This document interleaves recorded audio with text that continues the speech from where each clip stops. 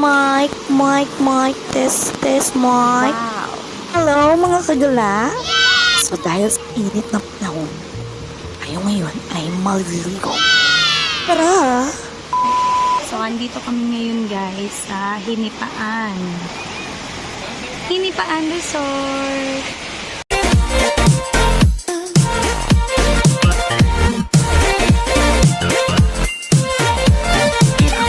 So before anything else, pasalamatan muna natin ang libreng pahiram ng kanyang multicab, ang ating Kuya Tol, Dennis Riel. Ate Mamar, sige na dito. Sige na, isa lang ka siya doon. Maraming salamat, Kuya Tol, Dennis Riel. Dahil sa pagpapahiram mo ng libreng sakay, multicab, nakakarating ang mga maestra kahit saan nila gusto. Kaya sa susunod, magpabok na kayo. Kuya Tol, Dennis Riel yan. So, back to our vlog. Mga kagala, pupunta tayo ngayon sa Hinipaan. Maliligo tayo sa ilog kasi sobrang init. Alam niyo naman, init na init. Dahil sa sobrang hot ko. Wow. I'm sorry, Philippines. Dahil sa sobrang hot ko, pati kayo nahihirapan. Sorry talaga. Lampas ka na, Hindi ko naman tulay. ginusto to eh. Pero ayun, kung saan na lang dumating. Wow. Yung pagiging hot.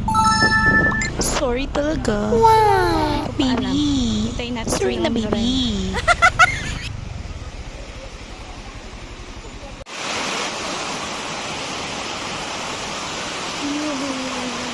Tulog mo pala. So, andito kami ngayon guys sa Hinipaan. Hinipaan Resort.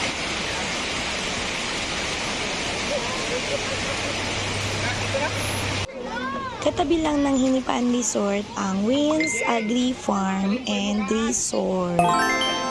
Actually, iisa lang ang ilog niya. Doon lang din naman, magkaiba lang yung cottage. Wow. Pero pasok kami dito, tapos punta kami hanggang sa pinakadulo para nasa amin ang unang ihi. Naniniwala ba kayo dun sa 5 minutes na lakad? Oo, ang daming napaprank niyan. So ayun, sabi nga, 5 minutes na lakad lang. Tapos nandun na tayo. Sa katirikan ng araw, naglalakad tayo ng 5 minutes. Tapos pagdating natin dun sa may una-unahan, 5 minutes pa. Hanggang dun sa pinakaunahan, 5 minutes again. So yan ang kwento ng 5 minutes walk. Hanggang sa yung 5 minutes, naging 5 hours. Tapos naging 5 days. Tapos naging 5 years. Tapos hindi ka na niya binalikan. And ayun nga, naglalakad pa rin kami. Pero malapit na kami. Mas maganda dito sa part na to kasi hindi masyadong matao. Tapos malinaw po yung tubig. Yay! Yay! Asan ang siya? Asan ang siya? Asan ang siya?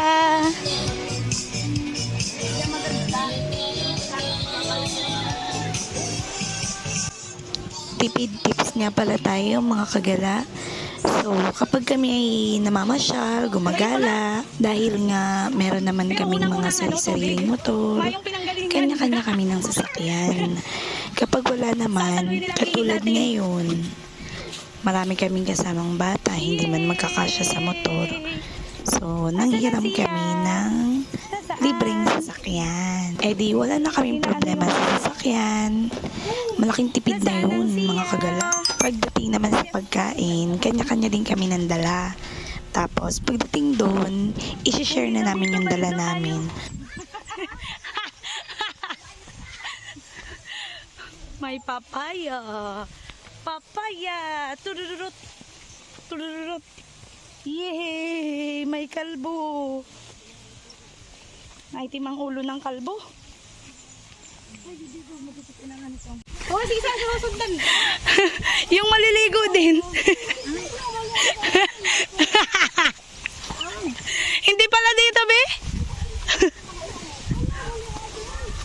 sinusundan natin. Ayan o, si Ma'am Marceline.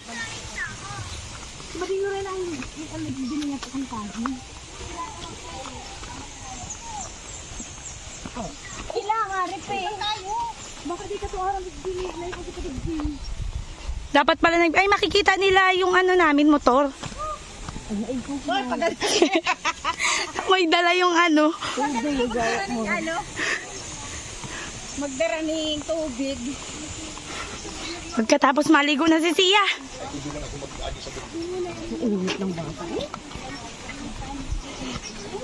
Yay! Hirap walang paramit-mit ng tubig. Hingal na. Ayun na kita. Ganda na dyan. Hindi na lang kita, Dito na lang. Mainit dito, Bi, kapag ano, mamaya. Ang ano ba, ang sinag ang araw, dito na yan mamaya.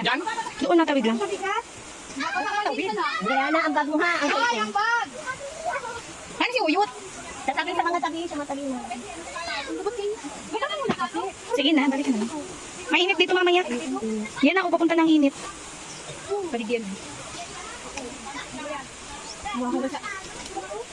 Pinakauna talaga. Uy! Ay, bakit mo kasi binitawan?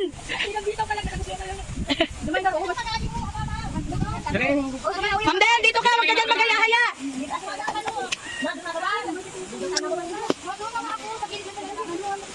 Marunong yun. So, ayan na. Dito na kami. Wow! Tatawid lang kami kasi andun yung malilom sa kabila. Ang lamig ng tubig pero perfect yung pagkalamig niya kasi umaabot talaga kami dito ng 50 degrees sa Bicol. Kaya sobrang init talaga. Kaya maganda talaga ngayong panahon yung pupunta ka sa ilog. Iwas muna kami ngayon sa dagat kasi ang init. Makakasunog ng balat. Sayang naman ng mga koji-koji. At dahil sobrang init nga mga kagala, ang maestra nyo napabili ng Diyos ko po, aircon.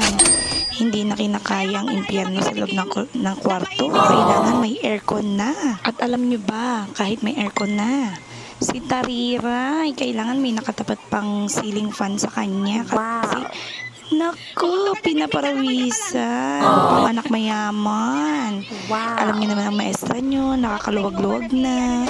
Nakakaluwag ng very light. Kaya, afford naman ang mabili ng aircon. Para naman sa pagpapahinga natin, relax naman tayo. Hindi yung maghapon na nga tayong pagod sa trabaho. Tapos pagtulog pa natin, ay nako, nakaka-stress. So, ayun na nga, aircon. Tahimik lang ang maestra nyo. Pero kinakabahan na yan sa bill. Ay, magkano kaya ang bill natin ngayon? Pag dumating ang reseta, tingnan natin. Ma-bill reveal tayo. Ay, kinakabahan na ako. Tugdug. Tugdog, tugdog, tugdog. At ayun na nga, pagkababa ng gamit ng mga bata, lusong agad. Comment nyo naman yung mga ilog nyo dyan na magaganda. Alam nyo na, baka sakali mapuntahan ng kagala nyo. Dito rin pala kami magpo-photoshoot ng 8 months ni Tariray. Ang walang hanggang photoshoot ng kanyang mermaid outfit. Nakailang photoshoot na siya, iba't ibang lugar. At alam nyo ba, ayaw niya sa dagat. Lahat ng nakasmile lang siya ay sa ilog. Sa dagat puro umiiyak, nakakainis talaga sa Tariray. Ang kataray-taray. Talay! Hoy! Iya! Iya! Ay, bahala ka dyan. Kakainin na.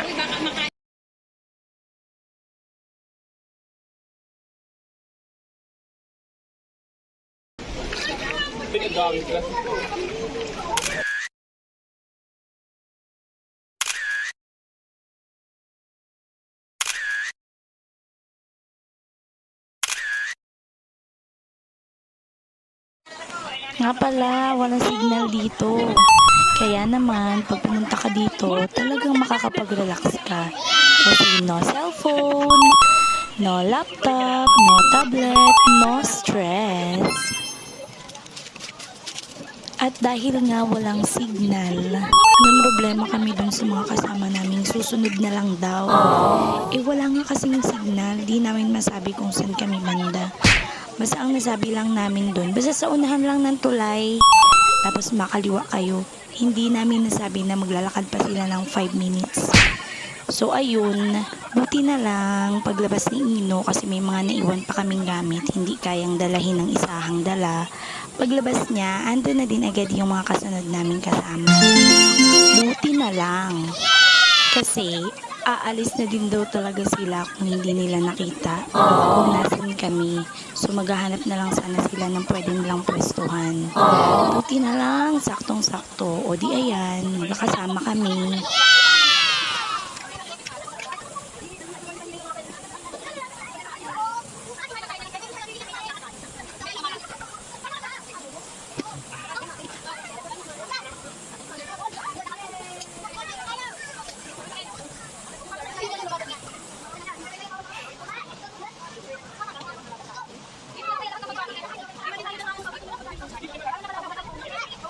Tara na, kain tayo. So, ang dami pala naming dalang pagkain. Wow. Kasi nga pinagsama-sama namin yung pagkain na dala ng bawat pamilya. Alam nyo, kapag may kasama kaming mga bata, talagang nai-stress kami kasi dapat talaga maraming pagkain kapag maraming bata. Kasi alam nyo naman ang mga bata, langoy kain. Wow. Ganun ang gawa nila. Yung akala nila unlimited ang supply. Pero awa naman ng Diyos, tuwing magpipiknik kami, tuwing gagala kami, sobra-sobra yung nadadala naming pagkain. Kaya, hindi naman nagugutom ang mga bata. May mga baon pa, meron pa yung balutin mo ako ng hiwaga ng iyong pagmamahal.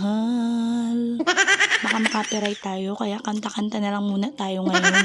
As you can see, meron namang cottage dyan, yung nandun sa may likod namin. Kaya lang, pagdating namin, meron nang naka-okupa. So, para makatipid na din, dyan lang kami sa tabi-tabi. Maganda naman yung pwesto namin, kaya walang problema. Malilom pa. O di nakatipid na kami, malapit pa kami sa ilog. Makikita pa yung mga bata. Kasi alam niyo naman, kapag may mga bata, kailangan dapat tayo ay matanglawin. Yes! Hindi dapat natin inaalis ang tingin natin sa mga bata kasi mahirap ng panahon ngayon. Yung nagsasaya tayo tapos biglang may masama palang mangyayari. Mas okay na din yung palagi tayong safe para masaya tayo pagpunta, masaya din tayo pag alis. Yay!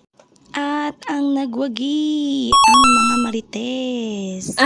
Alam naman natin ng mga bata, takaw tikim lang. Tapos tayo ang taga-ubos. Kaya ayan, naiwan ang mga marites. Habang nagmamarites, kain-kain. Wow. Ay, ang sarap lang. Wow. Sana araw-araw na lang ganito. Para di tayo makapiright, kantahan ko na lang kayo. Wag muna tayong umuwi. Dito muna. Wag muna tayong umuwi. Dito muna. Wag muna tayong umuwi. Dito muna.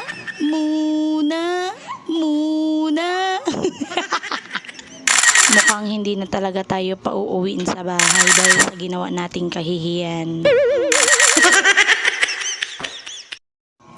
At ayun lang. Thank you sa panonood. Huwag kalimutang mag-like, share, and subscribe para naman ma-monetize ng inyong maestrang gala. Bye-bye! See you soon!